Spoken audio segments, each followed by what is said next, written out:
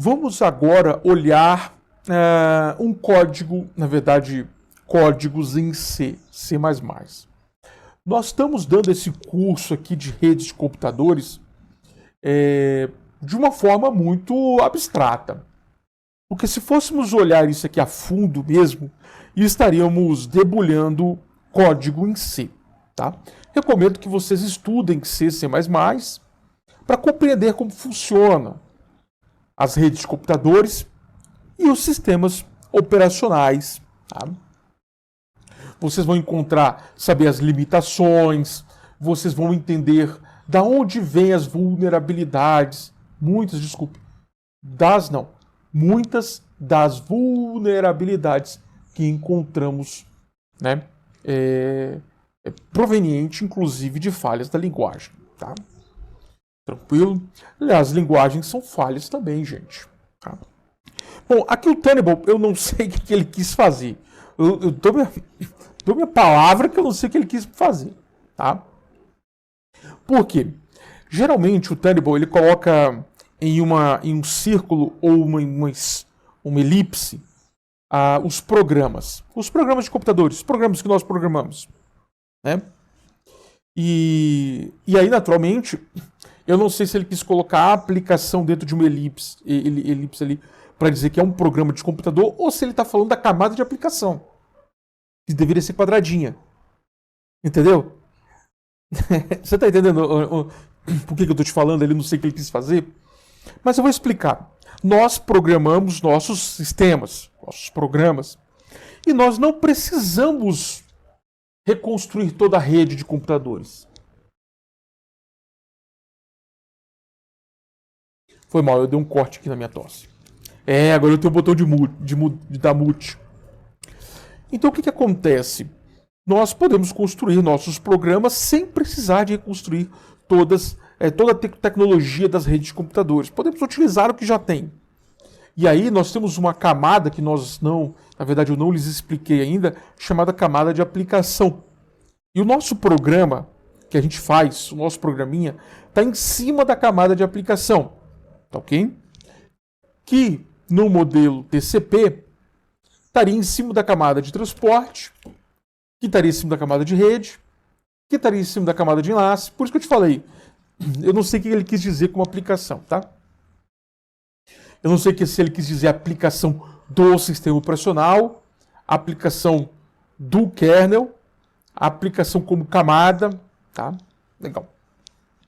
E aí nós temos, preste atenção, isso aqui é muito, cara, na verdade, poucos são os pontos do livro do Tenable que vai definir a fronteira da realidade do mundo físico, tá? Com o mundo virtual, no caso, o mundo lógico, tá?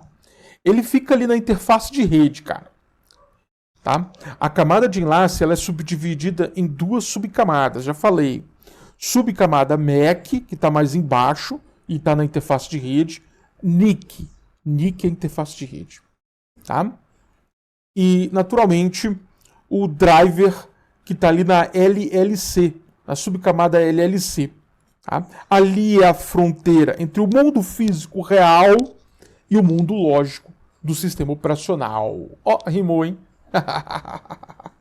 Tá? E essa imagem ela representa isso perfeitamente. Tá? Então, sua placa de rede tem toda a camada física e parte da camada de enlace no modelo OSI.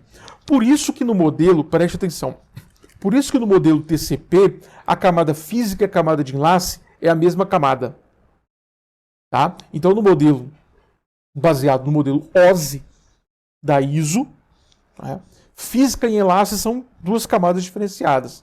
Na prática do mundo real que nós vivemos, aplicado na prática, nós temos, então, a camada física e enlace como uma única camada. Tá? Faria mais sentido, né? Afinal, puta que pariu. Lá vem minha cachorra. É que estoura fogos, aí minha cachorra fica doidona aqui. Aí o que acontece? Isso faz mais sentido.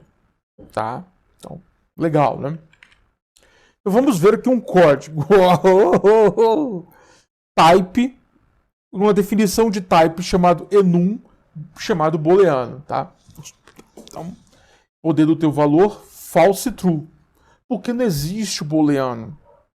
Nós temos em C 0 e 1. Inclusive quando nós testamos, fazemos while, fazemos for, ou fazemos, o if, que são as estruturas de desvio condicional de fluxo baseado em testes, nós usamos 0 e 1, porra. A gente não usa true, false. A não ser que você construa a enumeração. Aí você constrói a enumeração e usa a enumeração. Aí tudo bem, tá? Aí tudo bem. Ele criou ali o sem... O que acontece? Unsigned significa só números positivos, de 0 para cima, tá? Ali ele está criando uma estrutura, tá? Uma struct. Geralmente nós fazemos as structs para ler coisas. Bom, vamos lá. Você é programador Java, né? Você é programador C#, né? Você sabe que quando você tem algo e você quer tipar ele, você utiliza um cast. Aí você vai lá, põe um cast, então eu tenho um object, eu sei que esse object é do tipo cliente, aí eu uso um cast cliente com esse object. É assim que você faz quando você programa em linguagem de altíssimo nível. Então, aqui a gente usa esses structs, esse struct, para ver, ler e tipar algo. Tá? E esse algo tem os tipos primitivos. Um número unsignal, char, tem data, tá? Então você vai criando aqui os tipos, tá? Tem o tipo frame também, tá? Legal. Aqui eu estou, tipo assim, utilizando essas assinaturas, que é chamado assinatura de método ou função. Se você programa em alto nível, orientado a objetos, você vai falar assinatura de método. Aqui é a assinatura da função. Então existe uma função chamada waitForEvent, tá? Que aceita um event type. Tá? Se você olhar, tem um event type definido aonde? Cadê? Tem ali um booleano. Não está aí, não está definido ali não, tá? Um event type. Provavelmente já está na biblioteca já. From network layer, que vai receber ali o pacote. Você define todos, por um motivo muito simples. Não sei se vocês sabem, em C, se você não faz a definição das assinaturas dos métodos, você tem que colocar o void main lá no final, porque o void main chama a função de cima. Então você tem que ordenar as funções da seguinte forma: aquela que chama outra função vai embaixo. E é um inferno fazer esse tipo de organização, tá? Eu mesmo não gosto. Então, eu coloco as assinaturas dos métodos, das funções, desculpe, tá? Coloco as assinaturas das funções, tudinho, tá? Não precisa de uma sequência. E aí depois eu coloco os métodos na sequência que eu quero, ou no caso as funções aqui na sequência que eu quero, tá? Então tem essa chatice, tá? E todo mundo faz essas definições, tá? Porque é muito chato você colocar o void main atrás, porque ele chama uma função, aí essa função tem que estar acima do void main, e aí essa outra função chama outra função, que essa outra tem que estar acima dessa função, e aí começa a confusão, tá? Da estruturação do teu código em si. Tá? Eu acho isso ruim. Legal. Isso aqui, ele criou, isso aqui é o tal do protocolo.h. Tá? Na programação em C, nós poderíamos socar tudo num arquivo. Foda-se, 1000 linhas. Só que isso vira um inferno. Por isso que nós construímos um arquivo chamado alguma coisa.h, de header, e definimos as coisas lá. Que a gente define lá. E depois, nós vamos no nosso arquivo .c, tá? E chamamos esse protocolo.h. Tá? Isso aqui é uma forma de você, né, ter um código mais limpo, mais enxuto, menos redundante, modularizado. Não sei se vocês viram no curso de vocês de programação básico, você tem lá, né, um trabalho de modularização do teu código, tá? E reestruturação, tá? Eu não sei porque eu aprendi a programar em uma época que orientação a objeto não era usado assim com tanta frequência, tá? Eu aprendi ele na década de 90. E os cursos de programação, embora tinha orientação a objetos, eu sei que você vai falar, mas as faculdades brasileiras não estavam prontas. As universidades não estavam prontas. A minha universidade não estava pronta. Meus professores eram dinossauros. Então imagina, né? E ali, então, nós tínhamos muito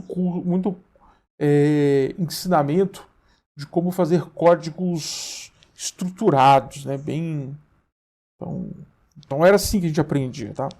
Então nós chamamos modularização do código, tá? Frame S, ou seja, S é do tipo da struct frame. E buffer é um tipo pacote que está definido lá no protocol.header, aqui onde nós temos a definição do typedef struct, tá? Frame, beleza? Fechou. Então vamos lá. While true, porque ele criou uma enumeração, tá? Se eu não quisesse ter criado a enumeração, eu teria colocado 1. While 1. Lógico, abre e fecha parênteses, né? A chave tá estilo Java, né? Depois do while, né? Geralmente, de um programa em C, eu esperaria essa chave abaixo do while. Não impacta em nada, mas é o esperado, né? Para quem programa em C, né? Mas talvez o autor quis fazer assim para reduzir o número de linhas, porque afinal ele vai pôr isso aí no slide, no livro, né? Então isso é importante. Então, from network layer, eu passo o endereço, né, do pacote. Sabemos que estamos na camada de enlace, camada 2. Esse código é da camada 2. E ele está passando para a camada 3 o endereço, né, do pacote para ser naturalmente preenchido. Bom, nesse momento, você tem que saber que o From Network Layer pode não ter dados. Ou seja, From Network Layer é uma chamada bloqueante. Lembra de sistemas operacionais modernos que vocês tinham pronto, executando e bloqueado? Os estados de um processo, capítulo de processo, tá? Volta lá no livro e estuda essa parte, tá? O processo vai ser bloqueado até que a camada 3, a camada network, tenha dados no pacote, vai preencher lá. Digamos que o pacote foi preenchido e foi liberado o processo. O processo saiu de bloqueado, foi para pronto para ser executado. Quando ele chegar em execução naturalmente, ele vai pegar o pacote e jogar dentro do campo info do quadro. Por quê? Na camada 3, network, você tem pacote. Na camada 2, enlace, você tem o quadro. Vimos no começo, alguns vídeos atrás, no começo desse capítulo, que o quadro ele tem uma área chamada Payload Field. Aqui ele usou info, tá? O programador quis assim, em que o quadro ele recebe ali dentro desse payload info o pacote. E aí eu coloco para camada física, né? Eu mando então lá o endereço do quadro, que vai ser transformado em bits e enviado. E vai. Também é bloqueante, tá? Também é bloqueante. Essa thread vai ficar bloqueada, tá? O event type ele definiu aqui, ó. Ou talvez eu cortei errado, tá? Essa linha aqui deveria... Aqui eu cortei errado, cara. Não, o livro que cortou errado, olha lá, ó. Ó, aqui, ó. O livro cortou errado, cara. Olha a merda aqui, ó. O livro que cortou errado. Isso aqui deveria estar aqui. E aí depois tinha o fechamento da descrição aqui, ó. Que cagada, mano. Você viu? A gente roda o livro do Tenable e vai achando cagada. Né? A gente roda o livro do Turnbull achando cagada. Aqui eu também tenho o frame, aqui eu também tenho type event e um while true. Wait for event. Então eu estou aguardando por um evento, tá? Esse aguardar um evento, ele é uma chamada bloqueante, tá? Ele vai estar em execução, ele vai para bloqueado, se não tiver nada. Quando chega alguma coisa na placa de rede, tipo assim, alguma coisa chegou na placa de rede, o que vai acontecer? Vai ser enviado um sinal de interrupção, tá?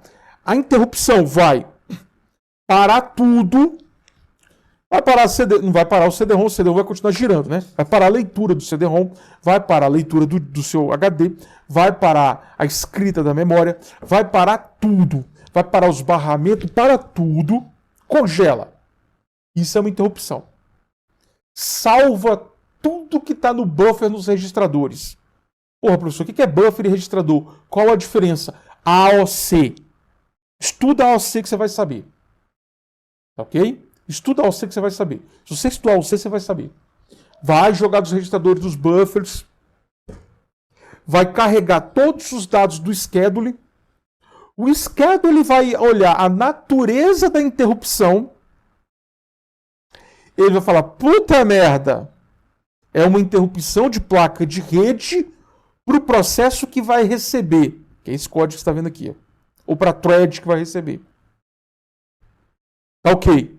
Aí, o que o schedule faz? Ele coloca aqui, anotado em algum lugar, o próximo processo, que vai sair de bloqueado e vai vir para execução, é o nosso amigo simplex sem restrição.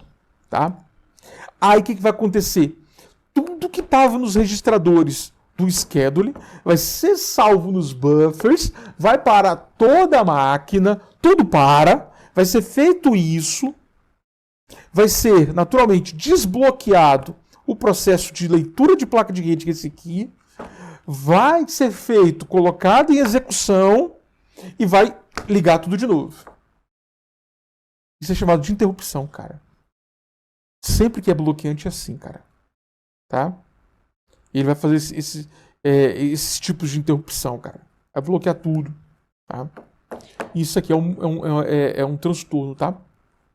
Só para vocês terem uma noção, uma vez eu estava numa empresa aí, e aí me chamaram por causa de vírus, de malware. Ah, então o malware aqui tá fudendo a gente.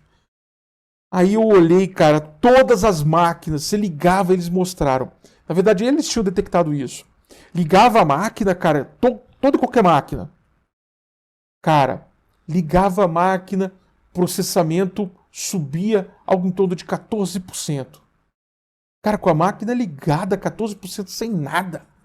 Toda a máquina. Tudo bem que era bosta do Windows. Mas vamos lá. Sabe o que era? A bosta de um loop de rede para um endereço, né, de broadcast, fudendo toda a rede e fazendo esses desbloqueios excessivamente, cara. Tá? Cara, se chegou essa interrupção até aqui, desse código, é porque essa conexão era para essa máquina. Tá? Era para essa máquina. Então já foi passado pelo filtro do MAC address, pela camada MAC. Subcamada MAC, desculpe, da camada de enlace. Já foi filtrado. Mas não, passou. Então, esse esquema de interrupção excessivo de uma rede leva a bloqueios excessivos do sistema operacional, a interrupção excessiva que leva ao processamento excessivo, porra, de toda a infraestrutura. Sabe o que era? Um router de plástico. Um switch de plástico. Aquelas porcaria de plástico. Cara, nesse dia, eu peguei um ódio de switch de plástico, de router de plástico. Sério, cara, eu peguei ódio. Tá? Ódio. Então ele fica aguardando. Wait for event, fica aguardando. Pum! Liberou todo esse negócio que eu te falei. Liberou o processo. Ele manda o endereço para a camada física, preenche os dados, pega o campo info do quadro e manda então para a camada de rede acima. Tá? Repare que ele não está fazendo nenhuma tratativa de correção de erro. Essa camada de enlace, esse código, está só pegando da camada física e mandando para a camada de rede. Pegando da camada de rede e mandando para a camada física. Só isso. Só, ele não tem um tipo de tratativa, de verificação de erro, de tamanho de quadro, de checksum, nada. Então, aqui estaria, dentro aqui, o código de validação. Então, aqui do meu enviar, aqui estaria criando o código de validação de erro, colocando aqui, e no receber estaria obtendo a camada física, aqui, ó, deveria ter todo um código que pegaria o checksum, validaria se isso aqui é válido ou não, e mandaria para a camada de rede somente se tivéssemos sucesso, tá? Então é um código, por isso que ele é chamado simplex sem nenhum tipo de restrição, tá? Esse código é chamado simplex sem nenhum tipo de restrição. Eu vou mostrar para vocês agora uma alteração do código para um momento em que eu mando, aguardo confirmação. Mando e aguardo confirmação. Isso aqui, voltando nesse código antigo, seria código de transmissão de erros, okay? Código de transmissão de dados sem feedback. Aqui é com feedback. Vamos ver a mudança, então, de se adicionar aqui um feedback. Tá ok? Então vamos lá. Frame, pacote, event type. Legal, while true, como sempre. Tá? From network layer da camada 3, eu passo o endereço, pego o quadro, jogo no payload info do quadro. Desculpa, pego o pacote, jogo no payload info do quadro. Legal. E aí eu passo para a camada física o meu quadro. E aí eu dou um wait for event. Como assim? Eu bloqueio o processo. O processo estava em execução. Eu mando ele para a fila de bloqueados. Para a fila de bloqueados. E aí os dados estão indo pela rede. Chega lá do outro lado. No while true, wait for event, chega lá do outro lado. Aí ele vai from physical layer, pega o quadro, manda para a camada de rede o campo payload info, tá? E manda para a camada física o quadro de volta, para retornar o quadro. Ou seja, esse cara estava bloqueado no wait for event. De repente, chega uma interrupção a toda aquela tratativa lá do schedule, tudinho, do sistema operacional, desbloqueia o processo e aí ele volta para mandar a próxima. Ou seja, ele só desbloqueia se chegar uma resposta, se chegar um feedback. Por isso que quem recebe, manda de volta. Olha a diferença de quem recebe do anterior. Ele simplesmente recebe e manda para a camada de rede e não manda nada de volta para outra máquina. Não manda o feedback. Aqui ele mandou o feedback. Bom, novamente, nesse feedback, no quadro, ele poderia colocar taxa de processamento, taxa de transmissão, o cálculo de tempo de enfileiramento. Ele poderia retornar aqui, naturalmente, N informações. E aqui desse lado, quando ele receber, ler o quadro de volta aqui, né, aqui embaixo aqui, e obter essas informações de como está o outro lado, para poder o quê? Regular seu próprio fluxo. Tá? Estaria aqui o código. Tá? Veja como é bom programar, né? Porque quando você programa, e você tem que aprender a programar, porque você entende o funcionamento dos sistemas operacionais, você entende o funcionamento das redes de computadores, você não precisa de ver o código. Porra, se você tem alguma validação de feedback, tá aí aqui, pô. Tá aí aqui, onde tá aqui. Se você tem alguma coisa gerando dados para que o outro lado saiba como eu tô, estaria aqui, ó. Aqui. Porque você já sabe programar. Você saberia onde estariam as coisas, vamos dizer assim, tá? E da mesma forma que você consegue bolar, pegar a teoria e pensar como seria o código, você quando usa um programa de computador, você sabe como é que é o código sem precisar de ver o código-fonte, tá? Eu sei onde estão as possibilidades de erro, eu sei onde estão as possibilidades de sucesso, tá? Então, pense assim, tá? Aqui é um código um pouco mais complexo, tá? Aqui ele está fazendo tratamento de ruído, ou seja, erro, validações de erro em geral, tá? Então, tá aqui. Pacote, evento, buffer, e aí ele está criando um tal de next frame que vai ser enviado, né? Contador zero, né? from network layer, while true, e aí repare que ele manda para a placa de rede, repare que aqui ele estava onde? O from network layer estava dentro do laço de repetição. Aqui o from network layer está fora, porque ele vai repetir, imagine que tivesse um for, um laço while true, chamando sender 3. Então teria um laço de repetição aqui em cima, chamando isso tudo aqui, tá? Chamando isso tudo aqui. Network layer, network layer, o pacote. Aí colocaria aqui dentro do quadro o número de sequência. Repara que ele está adicionando o número de sequência, tá? Aqui, ó. Ele está adicionando o número de sequência, que é 0, tá? Aí ele manda para a camada física e aguarda um tempo. Aqui ele vai iniciar um relógio virtual. Aonde que eu vejo a teoria de relógios virtuais? Também no livro do Tenable, Relógio Virtual, Sistemas Operacionais Modernos, no capítulo de dispositivo de entrada e saída. Tá? Tá mais ou menos no meio do livro. Tá? Cara, porra, como é importante saber ler os livros do Tenable, tá? Porra, qual é o impacto disso? Entendi o porquê um relógio virtual teria tanto destaque assim em uma aula. Porra, um relógio virtual é um cronômetro. Imagine você um cronômetro invertido, tá? Vamos imaginar aqui de 7 segundos. E ele começa reduzindo.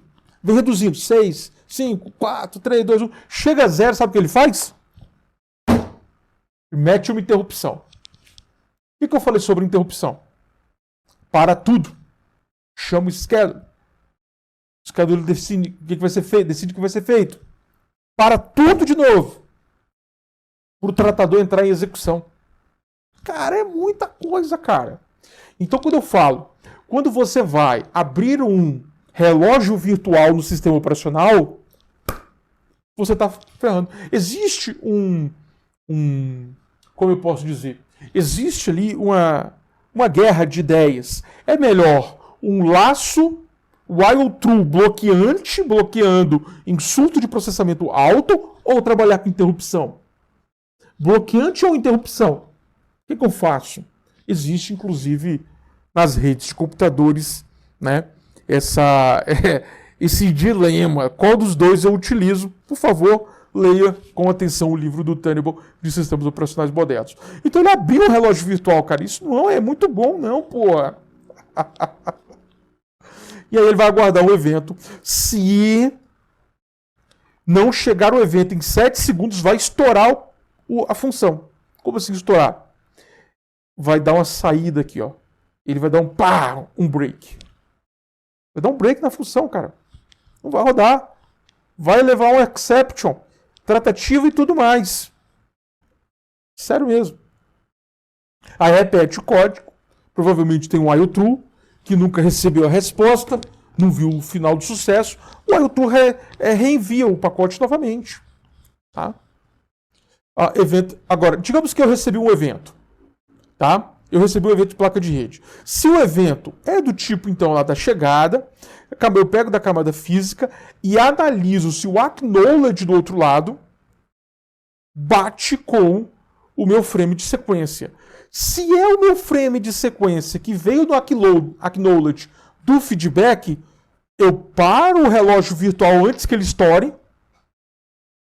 E aí, naturalmente, eu mando para a camada de rede e incremento o meu número, que seria de 0 e iria para 1. Porra, mas por que você usa uma função para incrementar algum número, porra? Por que você não meteu um mais? Você não leu... Cara, você não leu o livro do Tenable de Sistemas Operacionais Modernos, não, porra? Eu tenho um problema chamado região crítica. E sabe onde é que está a região crítica desse código? No incremento desse número de sequência. Tô sacaneando não, porra. O número de sequência, um simples cálculo de um número mais um número, são várias operações de máquina. E o quantum de processamento pode parar no meio do incremento. E se eu tenho threads disputando, fudeu. Eu posso ter um reenvio, por exemplo, de pacotes diferentes com o mesmo número de sequência. Não pode. Então, quando eu entro em incremento, ele cria um mutex no sistema. Esse incremento não está aqui, tá? Essa função de incremento não está aqui. Ela cria um mutex no sistema, que mesmo que termine o meu quantum de execução, eu não saio do processamento. Eu continuo até conseguir fazer aquela função e terminar minha região crítica. Mutex. Porra, cara, você tem que ler o livro do Tânio por sistemas operacionais modernos, tá? Pô, não era um código idiota? Tá virando uma aula de sistemas operacionais. É isso aí. É assim mesmo. Quando você programa, você pensa no sistema operacional. O programador que não pensa no sistema operacional, ele tá cagando pro negócio. Ele só quer o quê? Tem um quadro de requisito funcional. Eu tenho um monte de post-it. Aqui é post-it na minha mão, tá? Eu tenho um monte de post-it pregado no Kanban. Foda-se, eu quero que os post-it vai para lá. Eu fiz, testei, porcamente. Vai para lá, post-it. Entendeu? E isso não é um programador, não, tá? É um digitador de código. Então vamos lá. While true, wait for event bloqueado ali, né? Bloqueado. Chega o evento da placa de rede. Então eu analiso se o evento é um tipo de chegada. E aí eu vou para a camada física. Pego o frame. Desculpa, eu pego no quadro, né? É o frame, né? No livro em inglês. Olho se o número de sequência é o que eu espero que chegue. E aí eu mando para a camada de network. E eu incremento o que eu espero que seja o próximo. Tá ok? E aí eu pego um acknowledge. Por que eu pude fazer a operação aqui assim? Tá? Eu poderia ter pego isso aqui e ter colocado aqui em cima. Ó. Porque aqui ele incrementa. Ah, não, tá certo. Tem que ser assim mesmo. Tem que ser assim mesmo. Tá certíssimo. Tem que ser depois mesmo. Tá? Porque pode não ser, então ele volta. Pode ter sido um erro, não é o esperado, ele volta. Tá? Aqui eu faço um cálculo, tá? De 1 menos o que é esperado. E aí ele sabe quantos para trás eu errei. Tá? Tem até uma imagem para isso. Mais para frente eu vou mostrar essa imagem. E aí ele manda para a camada física. Tá? Aqui eu não precisei de fazer um tipo igual aqui o de incremento, porque ele não é uma região crítica. Agora, aqui é um cálculo de região crítica. Tá? Aqui eu tenho que executar o cálculo todo para o processo sair, caso o quantum do tempo seja no meio do incremento. Tá? Cara, o sistema operacional é uma coisa meio fodinha, cara. Meio fodinha. Próximo vídeo, vou falar sobre protocolo de janela deslizante. Tá? E aí eu vou explicar por que é janela e por que esse negócio desliza, porra. Até mais, até o nosso próximo vídeo. Tchau.